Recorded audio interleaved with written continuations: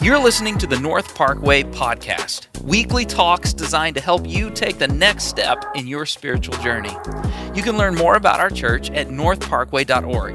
And if these talks are helpful to you, consider using the link in the description to give. Your financial support helps us continue to make great content. All right, well, that's enough intro. Let's get to today's talk. So, hi, I'm Pastor Shad. I'm the NextGen Pastor here at North Parkway. It's great to be with you guys. I'm excited to give you the word today. Hope you guys had a great Christmas and good holidays coming up. Speaking of Christmas, we're going to go right into it. Have you ever gotten a gift that maybe you didn't need or maybe you asked for, but you didn't end up using it for a long time? Like you've gotten a gift and then all of a sudden you just put it somewhere and you kind of forgot about it for a long, long time. I've definitely done that before. And especially with the ones that maybe you didn't think you needed, but then all of a sudden when you're like, oh, I know I have this thing hidden somewhere. A couple of years ago, I got given 2 snare drums. And now if you know, most drummers only play with one. So only one at a time. So one of them didn't get used as much. So right away I put one to use, but then the other one was just sitting around. And then finally, about 3 weeks ago, I had somebody ask me for a different snare drum.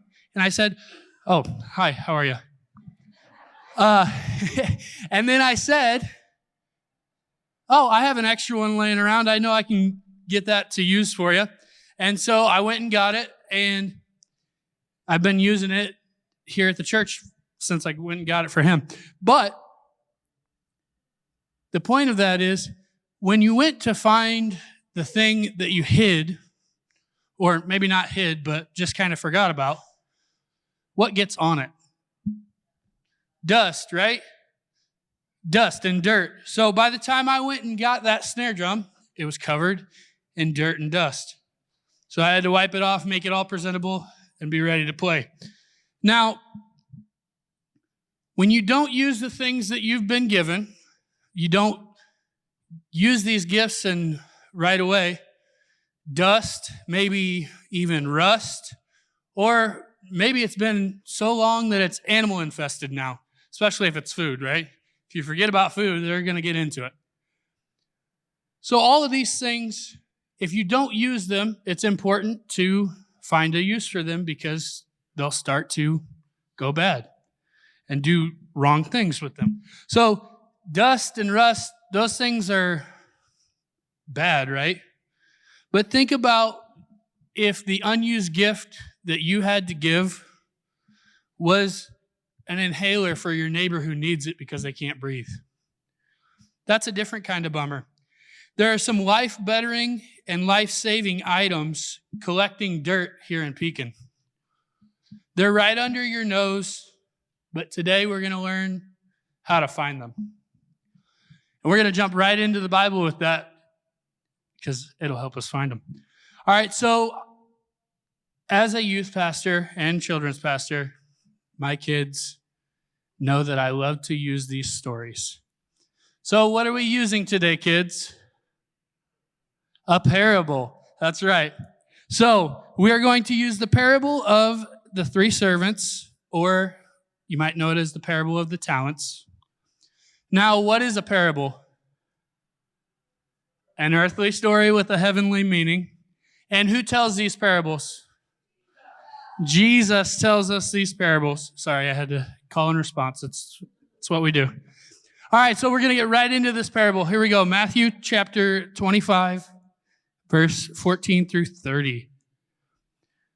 Verse 14. Again, the kingdom of heaven can be illustrated by the story of a man going on a long trip. He called together his servants and entrusted his money to them while he was gone. He gave 5 bags of silver to one, 2 bags of silver to another, and 1 bag of silver to the last, dividing it in proportion to their abilities. Then he left on his trip. So pretty fair, right? The things are divvied up the way that the person in charge sees fit, right? You give things to the person or people that you think can do that task and do it well. So the master was fair about that. Continuing in verse 16, the servant who received the 5 bags of silver began to invest the money and earned 5 more. The servant with 2 bags of silver also went to work and earned 2 more. But the servant who only received 1 bag of silver dug a hole in the ground and hid the master's money away. Or hid the mess. Relating this to our lives and our stories, God in the story, right? Jesus is telling this, God is the master, right?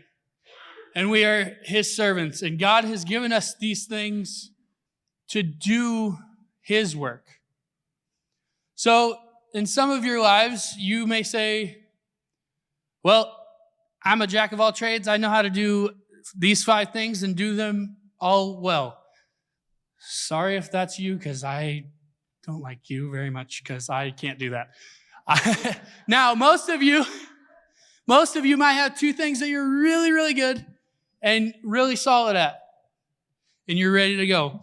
And then there's some of you that have been given the one thing, and you know it's from God, and you know that it was for you, but you're holding on to it and keeping it safe. Keeping it clean, not letting rust or dirt get to it. You're just holding on to it. And let me tell you, that's not what we want to do, and that's not what God wants us to do. How do I know? Well, continuing the story. Verse 19. After a long time, the master returned from his trip and called them to give an account of how they had used his money. The servant to whom he entrusted the 5 bags of silver came forward with 5 more and said, Master, you gave me 5 bags of silver to invest, and I have earned 5 more. The master was full of praise. Well done, my good and faithful servant. You have been faithful in handling this small amount, so now I will give you many more responsibilities. Let's celebrate together. The servant who had received 2 bags of silver came forward and said, Master, you gave me 2 bags of silver to invest, and I have earned 2 more. The master said, Well done, my good and faithful servant. You have been faithful in handling this small amount, so now I will give you many more responsibilities. Let's celebrate together. And then there was this last guy. The last servant. Then the servant with 1 bag of silver came and said, Master, I knew you were a harsh man, harvesting crops you didn't plant and gathering crops you didn't cultivate. I was afraid I would lose your money, so I hid it in the earth. Look, here's your money back. Now, I don't know if any of you have had an experience where you have maybe been talking to your mom or dad, and you've been talking like you're so proud of what you just did. So you have a smile of pride on your face because, look at what I did, Mom. Look at what I did, Dad. And you're so confident. I just imagine in that moment, the servant was that confident with his master saying, I hid the money. Look at what I did. Aren't you proud of me? But the master replied, You wicked and lazy servant. That smile's gone now, isn't it? That smile just wiped away. As soon as that was said, I'm sure the servant was like, oh, I'm in for it now. So, if you knew I harvested crops I didn't plant and gathered crops I didn't cultivate, why didn't you deposit my money in the bank? At least I could have got some interest on it. Then he ordered, Take the money from this servant and give it to the one with 10 bags of silver. To those who use well what they are given, even more will be given, and they will have an abundance. But from those who do nothing, even what little they have will be taken away. Now throw this useless servant into outer darkness, where there will be weeping and gnashing of teeth. This story ends pretty rough, right? As soon as that ends, it's at the beginning it was saying it was depicting heaven, but we all know that at the end it was depicting where that servant was going as well. Now, I know that none of you here want that for your life. But can anyone here also say that you don't want to do anything with what you've been given, with the things that you've been given? I don't think any of you could say that. I think if you've been given something, you want to be able to use it. But I also think a lot of you would say you would do more if you were given more. That you haven't been given enough, or you would do more if God told you what to do. If he gave you step-by-step instructions of, this is what I gave you, use it in this way. If God gives you a roadmap, you might be more willing to use it. Sometimes he's not going to do that. Sometimes we have to reflect in ourselves and realize what he's already given us. So today, we're going to do that. We're going to realize the talents and strengths and gifts, all of these things that God has already given to us. And we're going to put those into action. Now, all of these things that he's given us may not seem like big ministry opportunities, big things that we can use for him, but it is all for him. Now, we said most of you might feel like you only have one bag to work with. And you might feel like there's nothing in that bag to keep going and keep going after God. That brings us to our first point. There's more in your bag than you realize. As soon as you start reaching around in there and figuring out what you have, you're going to start to realize God's given me way more than I thought he did. All these things that I didn't even think could bless God in those ways, we'll be able to do that. And now a biblical example of that is a guy named Moses.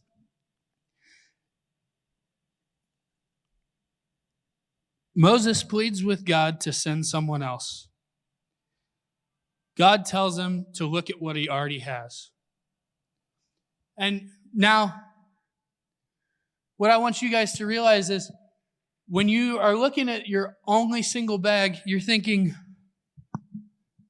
God, you gave me this stuff, but what if I'm not ready? Why would you waste this gift on me? Or some of you just don't even realize the potential of what he has given you. It's still sitting on the ground right by your feet, but you just haven't picked it up yet. And that's what we're going to look at in Exodus chapter 4, verses 1 through 4. But Moses protested again. What if they won't believe me or listen to me? What if they say, the Lord never appeared to you? Then the Lord asked him, what is in your hand? A shepherd's staff, Moses replied. Throw it down on the ground, the Lord told him. So Moses threw down the staff, and it turned into a snake. Moses jumped back. Then the Lord told him, reach out and grab its tail. So Moses reached out and grabbed it, and it turned back into a shepherd's staff in his hand. So I don't know if you know this, but all the depictions of Moses in the Bible and all of his stories, he's standing there with a shepherd's staff, right? All throughout the Bible, it's always there. And this isn't just the only story that appears in, right? When he split the Red Sea, he stuck the staff in the ground and the sea split. So Moses had been carrying this thing around, and God says, what's in your hand? What's already right here that you're touching? The thing that you're already touching is the thing that I'm going to use and show miracles through. And God did, right? Like we talked about, different times in Moses' life, he used that staff as part of those things. Now, more in your bag than you realize, right? So I've had this backpack up here the whole time. You guys don't know what it is in it, but I do. But say hot cocoa. You could serve that to people, and maybe make them feel good, have a drink, right? What about money? You can be generous with your money. You've been given money on this earth. You can also be generous with it. No, I'm not giving it away.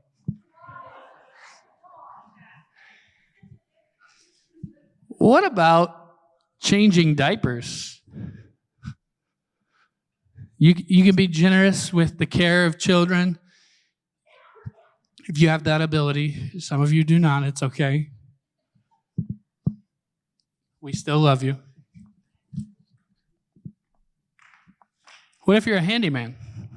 You can use a hammer to build stuff and make stuff for people. Second point is, some of the most important stuff that God trusted you with won't seem quite spiritual. Half of that stuff in the bag, did it relate to church? Some of it did. Like we have cocoa here and things like that and coffee to serve people. But also, you can have those conversations and things outside of church as well. You can be generous with your time and the things that you do outside of church as well as inside of church. So, what I want you to realize right now is the things that you already have. Mark, if you'd come up. All right, so right now, we are going to do an activity. I know. The NextGen Pastor is making you do something. Okay, so all of you should have a handout. And if you don't, it should be somewhere close. You are going to go ahead, and we're going to take 5 minutes right now, and even our folks online, take 5 minutes, and you're going to pair up with a partner for these 5 minutes, and you're going to discuss and talk about the things that can be already in your life and be used. And like I said, some of these things won't seem quite spiritual, but God has given you these things, and He's wanting you to use them. Now we're going to go off of the 3 different groups. I'll just read them real quickly and give you some examples. What is one group that you have access to?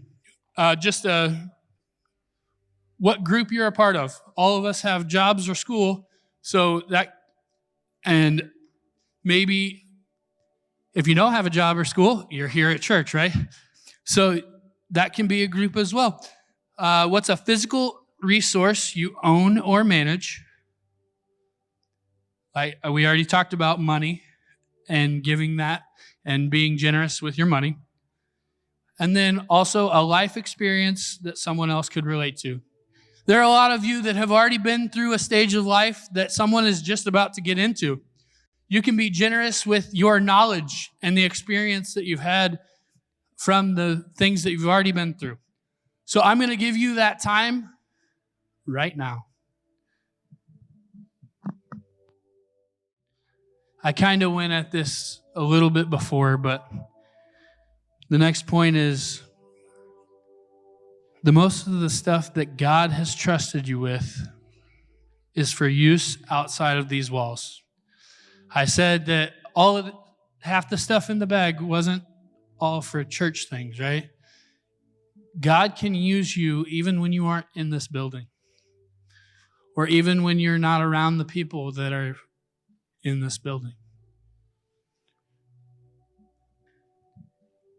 Now, while this sermon wasn't a go sermon, a go and do something, this was a reflection sermon where you looking at the things that you have and the things that you have already been gifted with, it prepares you to go.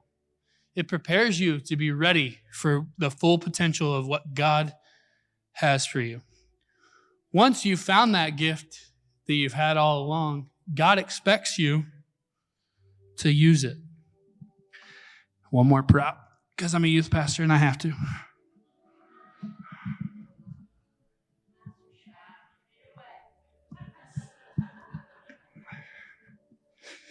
Now, this puppet, it's pretty useless if it's just laying around.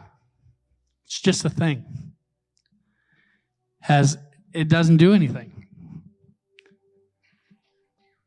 Now, if there's someone's hand inside of it and operating it, it comes to life. And it can do things. Now, in our youth ministry, we do what's called fine arts. I don't know if everyone knows what that means. And our fine arts group, we develop, and deploy the talents that God has given us. Now, sometimes in that ministry, teenagers don't even know what a puppet is or what puppets were until we tell them, hey, this is what it is. And then when we get their hands on it and doing the ministry, they're like, oh, we're cool. We got this, right?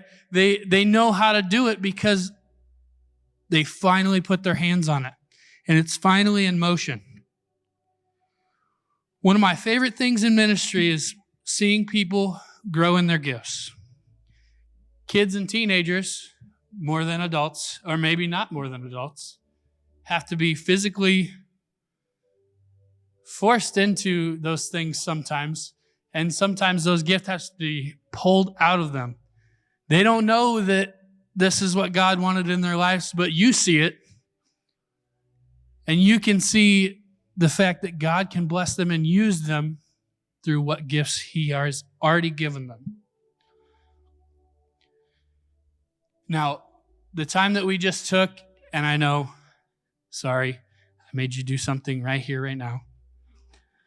We just took the time of thinking of what we already have and the things that we've already had placed in our lives.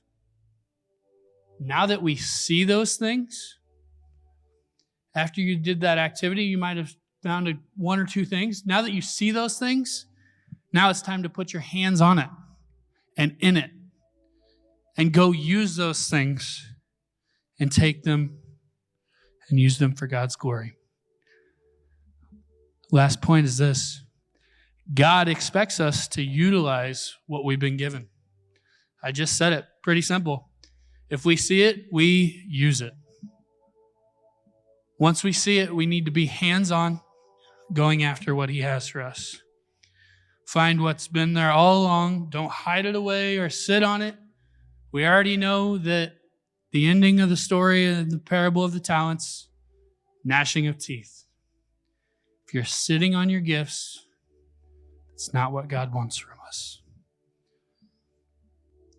Now, some of you here or online may not know Jesus. And I just want to take the time right now to go over that. And you may say, Pastor Shad, what gifts? God hasn't given me anything. Wrong. God's given you everything. He's given His Son, who, even in this season, we celebrated His birth. But not only His birth, but lived a sinless life and died on the cross for us.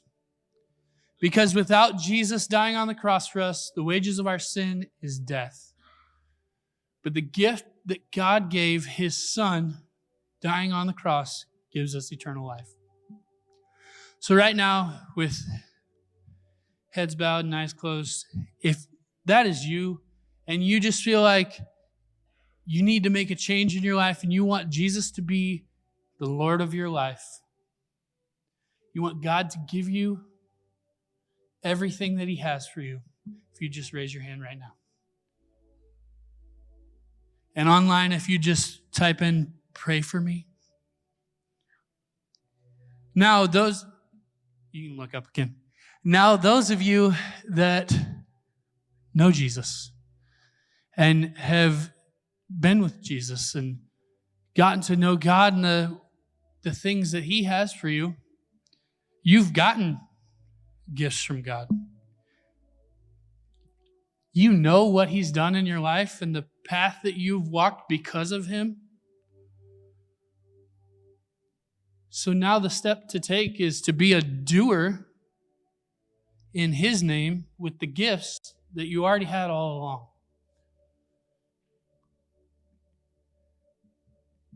Now, this is the last service of the year, right? So we're going into new things and changing the way we're looking at things. And we want to look at something differently, so we